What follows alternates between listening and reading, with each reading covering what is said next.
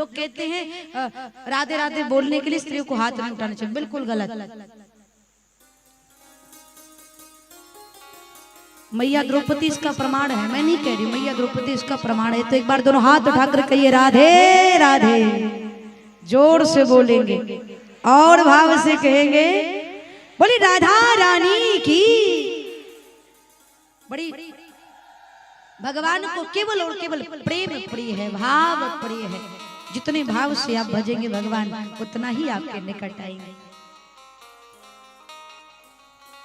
कल हम आप भगवान के सुंदर विवाह का आनंद लिए। भगवान द्वारिकानाथ और मैया रुक्मिणी का दिव्य पाणी ग्रहण संस्कार भया। बलराम जी मैया रुक्मिणी के पक्ष से हो गए, भाई बनकर के कन्यादान किए और जितने भगवान के सखा थे वो भगवान की तरफ हो गए। भगवान का दिव्य विवाह उत्सव संपन्न भया। कल आप सभी खूब बाराती में आनंद लिए। हाँ, बड़े धूमधाम से भगवान की बारात निकली थी, हम भी दर्शन किए थे, बहुत आनंद आया। भगवान श्री सुखदेव स्वामी गंगा के तट पर बैठकर के राजसी परीक्षित से कहते हैं राजन, भगवान द्वारिकानाथ के 16,108 विवाहों का वर्णन है। भगवान का पहला विवाह मैया रुक्मिणी के साथ हुआ। भगवान का दूसरा विवाह जाम्बवंत की पुत्री जाम्बवंती के साथ हुआ। भगवान का तीसरा विवाह सत्राजीत की पुत्री सत्यभामा के साथ हुआ। भगवान का चौथा विवाह कालिंदी के साथ, पांचवा विवाह मित्रविंदा के साथ, छठवां विवाह सत्या के साथ, सातवां विवाह लक्ष्मणा के साथ, आठवां विवाह भद्रा के साथ संपन्न हुआ। ये भगवान की 8 पटरानियां।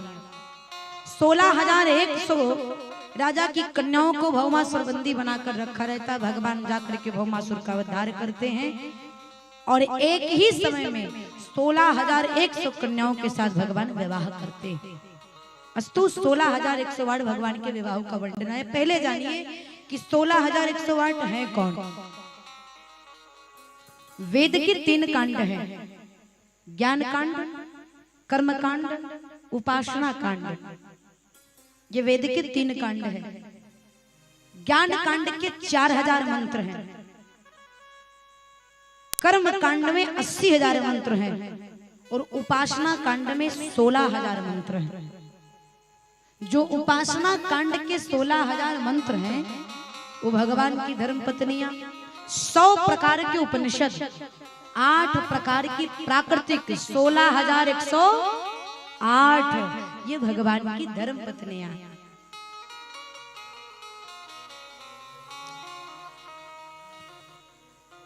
श्री परीक्षित जी ने सुखदेव भगवान से कहा गुरुदेव जाम्बवंत तो भालू हैं और भगवान ने भालू की पुत्री के साथ कैसे विवाह किया, इसके पीछे क्या कारण है।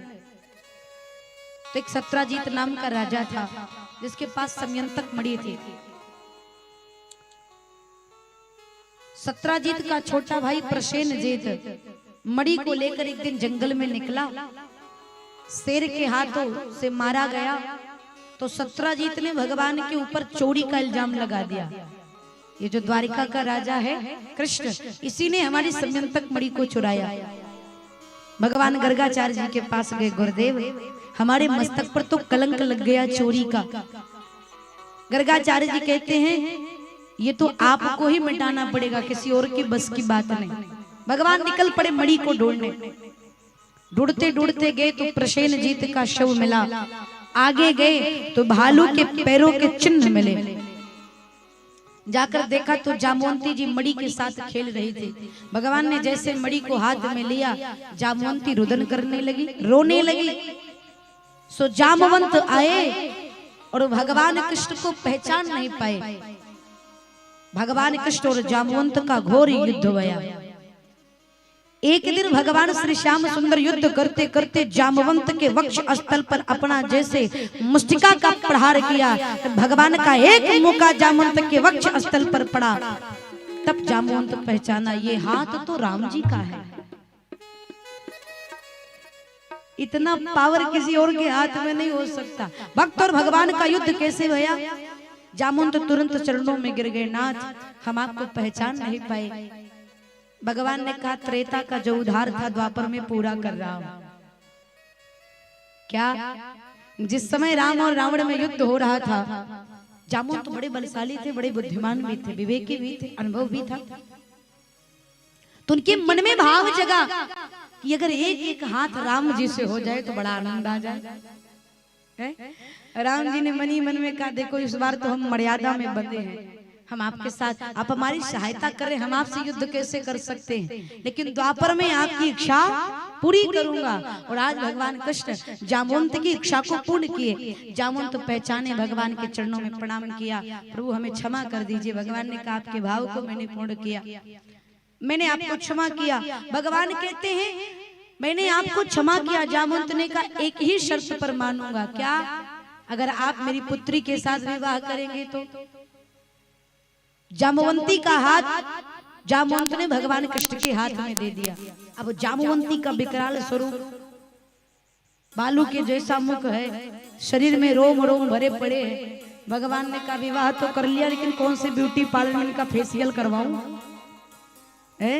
भगवान कन्हैया इतने सुंदर और जामवंती जी बिल्कुल विपरीत। कहां लेकर जाऊं, इनका ट्रीटमेंट कहां करूं? सही भगवान तो लीला पुरुषोत्तम है, कौतुकी है। भगवान ने जामवंती को साड़ी पहनाया, घूंघट कराया, सर से लेकर पांव तक ढक दिए और कहे देवी जब तक मैं कहूं नहीं घूंघट मत उठाना। जामवंती ने कहा ठीक है। भगवान लेकर के द्वारिकापुरी आई। मैया रुक्मिणी से कहा विवाह करके आया हूं, आरती उतारो। अब मैया रुक्मिणी आरती उतारी। आरती उतारने के बाद मैया रुक्मिणी ने कहा प्रभु तनिक एक बार घूंघट उठाइए, देखो तो सही जामवंती कैसी है। भगवान ने कहा बड़ी सुंदर है, नजर लग जाएगी, बड़ी सुंदर है, दिखाऊंगा नहीं। मैया रुक्मिणी को लगा कितनी सुंदर है कि नजर लग जाएगी, भगवान मुझे देखने नहीं दे रहे हैं। मैया रुक्मिणी ने कहा जितनी भी सुंदर होंगी लेकिन बिल्कुल मेरे जैसी ही होंगी। मैया रुक्मिणी का क्रोध से भरा शब्द मैया जामवंती के लिए आशीर्वाद हो गया। पूरा का पूरा फेशियल हो गया, बिल्कुल मैया रुक्मिणी जैसी दिखने लगी। भगवान और संत, महात्मा और परमात्मा, अगर ये क्रोध में भी कोई शब्द कहे तो समझिए वो आशीर्वाद है। क्रोध में भी कोई कहे। नारद जी ने नल कुंवर मणि गरीब कुबेर के पुत्रों को श्राप दिया। क्या श्राप दिया? जाओ जड़ हो जाओ। वृक्ष भी बने कहां? नंद बाबा के आंगन में। और भगवान कृष्ण की मधुर बाल लीला का दर्शन किए। अब बताओ ये श्राप है कि आशीर्वाद है? अगर वो श्राप भी दे रहे तो उसमें भक्त का भला छिपा है। और मणि लेकर के भगवान श्याम सुंदर सत्राजीत के पास गए। सत्राजीत बड़ा लज्जित हुआ, अपनी बेटी सत्यभामा का विवाह किया, साथ में मणि दहेज में दिया। भगवान की 16,108 रानियां हैं, लेकिन सबसे ज्यादा क्रोध अगर किसी को आता है तो सत्यभामा को आता है। क्यों? मैया रुक्मिणी को क्रोध आता नहीं और सत्यभामा का जाता नहीं। कारण क्या है? कारण ये है कि सत्यभामा मैया ज्यादा दहेज लेकर आई है, और घर में जो बहू ज्यादा पैसा लेकर आती है ना उसके नखरे बड़े तेज होते हैं। हाँ, वो सुनती नहीं किसी की, फिर अपनी ही चलाएगी। क्यों?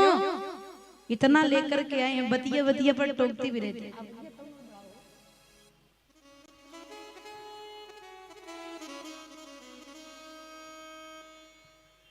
एक बात आपको निवेदन करो,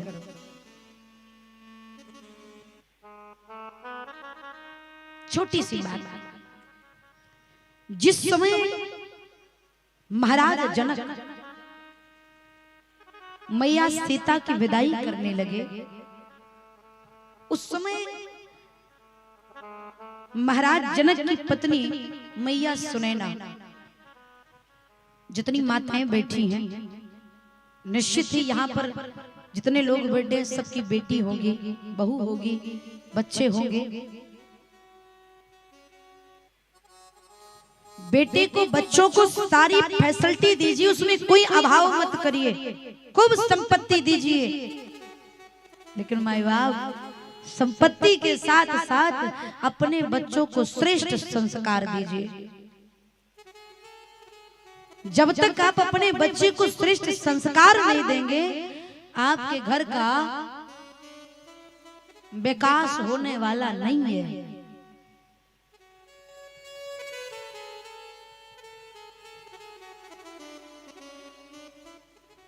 मैया सुनैना, जो सीता मैया जहां पर चरण रखती थी, वहां पर जनक जी महाराज अपनी हथेली रख दिया करते थे। ऐसे फूलों से भी अधिक सुकुमारी जानकी मैया की जब विदाई मैया सुनैना करने लगी, तो क्या सुंदर उपदेश दिया। यहाँ पर जितनी माताएं बैठी उन सबके लिए प्रेरणा बनी है मैया सुनैना। मैया सुनैना अपनी जानकी पुत्री से कहती हैं, बेटी ससुराल जा रही हो, मेरे बचनों को याद रखना।